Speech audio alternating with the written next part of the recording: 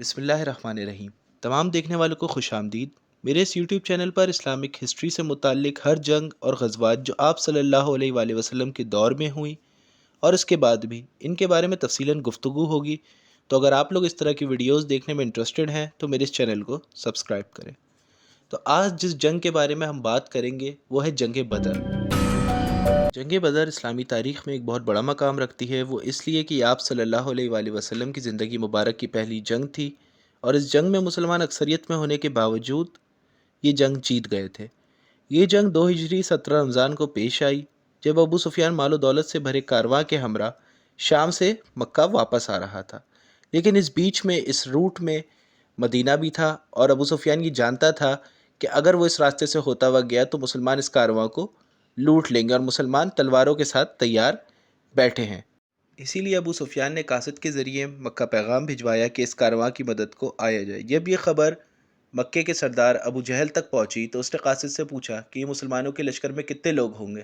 تو قاصد نے جواب دیا قریباً 300، جس پر ابو جہل نے کہا تو ہم 1000 کا لشکر لے کر جائیں گے۔ اس کے بعد کیا کہا؟ آدمی ہیں 300، 2 گھوڑے، ہمارے نیچے 100 گھوڑے ہوں گے، اونٹ کتنے ہیں؟ 70، ہم 170 اونٹ لے آئیں گے۔ اتنے میں ہی ابو سفیان جو واپس شام آ رہا تھا اس نے اپنے کارواں کا روٹ چینج کیا، اور وہ چھپتا چھپاتا مکہ سیفلی واپس پہنچ گیا۔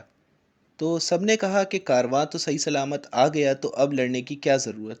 لیکن ابو جہل باضد تھا کہ مسلمانوں سے لڑو اور ان کو ہمیشہ ہمیشہ کے لیے ختم کر دو۔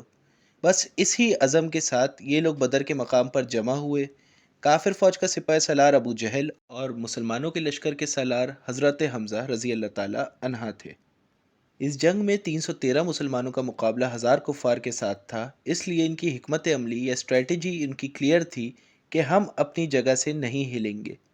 جنگ سے پہلے عتبہ نامی ایک شخص جو کہ مکے کا ایک بہت بڑا سردار اور ایک مالدار آدمی تھا، وہ اپنے بھائی اور بیٹے کے ساتھ آگے آیا اور مسلمانوں کو چیلنج کیا کہ ہم سے آ کر لڑو۔ تو ان کے چیلنج کا جواب دینے کے لیے مسلمان فوج سے 3 انصار آگے آئے، لیکن عتبہ نے ان سے لڑنے سے صاف انکار کر دیا۔ یہ کہا کہ ہم سے لڑنے ہمارے مرتبے کا کوئی یا ایسا کوئی عرب جس نے ہمارے پرانے خداؤں کو دھوکہ دیا، اس کو بھیجو۔ اس کی یہ بات سن کر حضرت حمزہ رضی اللہ تعالی عنہ نے تینوں انصاروں کو پیچھے بلایا اور خود حضرت حمزہ رضی اللہ تعالی عنہ، حضرت عبیدہ رضی اللہ تعالی عنہ اینڈ 24 ایئرز اولڈ علی ابن ابی طالب میدان میں آئے، لیکن حضرت علی علیہ السلام اور حضرت حمزہ رضی اللہ تعالی عنہ نے کوائٹ ایزیلی ان دونوں کو ہرا دیا۔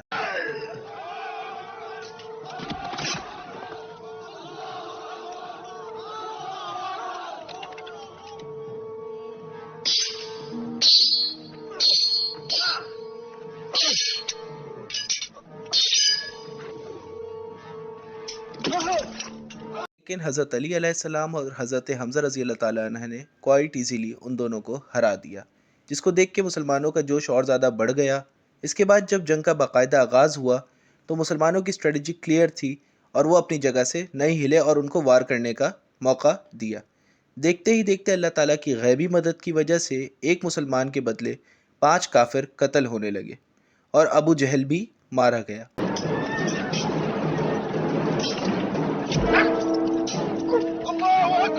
کے بعد آہستہ آہستہ تمام کفار میدان چھوڑ کر بھاگے اور مسلمانوں کو فتح نصیب ہوئی، اور جو عرب آپ صلی اللہ علیہ وآلہ وسلم کو کمزور سمجھتا تھا وہ آپ کو اب ایک پاورفل اور جینیس ماننے لگا، کیونکہ آپ نے ایک ایسی جنگ جیتی تھی جس میں آپ کی تعداد کفار سے، اپوننٹ سے 3 گنا کم تھی۔ اور فائنلی جب یہ جنگ مسلمان جیت گئے تو اس کو جیتنے کے بعد مسلمانوں نے بہت جشن منایا، لیکن یہ جشن زیادہ دن تک نہ چلا، کیونکہ ابو جہل کے مرنے کے بعد ابو سفیان نے رسول اللہ صلی اللہ علیہ وآلہ وسلم اور مسلمانوں سے بدلہ لینے کا ٹھان لیا، جس کے لیے اس نے 3000 کا لشکر جمع کرنا شروع کیا۔